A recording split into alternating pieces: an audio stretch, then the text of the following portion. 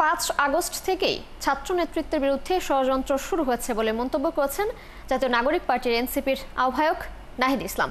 রাতে খুলনার পথসভায় দলের দক্ষিণাঞ্চলের আহ্বায়ক হাসনাত আব্দুল্লাহ বলেন, তরুণ প্রজন্ম কি চায় তা বোঝার কারণে না বোঝার কারণে ফ্যাসিস্ট আওয়ামী লীগ দেশ ছাড়া হয়েছে।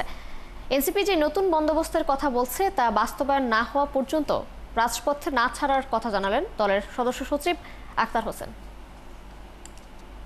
রোগী পরীক্ষা শুরু করেছিল আওয়ামী লীগ, সেটার সিলসিলা এখন বহন করছে যারা মুজিববাদের নতুন করে ঠিকাদার হয়েছে। আওয়ামী লীগের চ্যাপ্টার ক্লোজ হয়েছে, কারণ তারা আমাদেরকে বুঝে নাই, এই তরুণ প্রজন্মের ভাষা বুঝে নাই।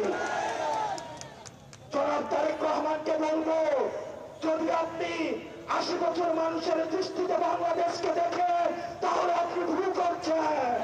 যদি সংস্কার কার্যক্রম সম্পূর্ণ না হয়, সামনের দিনেও শুধু নির্বাচন করে বাংলাদেশের গণতন্ত্রকে রক্ষা করা যাবে না। নানা পক্ষ যারা ফ্যাসিবাদ বিরোধী আন্দোলনে আমাদের সাথে থাকলো, নতুন বন্দোবস্ত প্রতিষ্ঠার আন্দোলনে আমাদের সাথে নাই, তারা পুরনো বন্দোবস্তের পক্ষে আছে।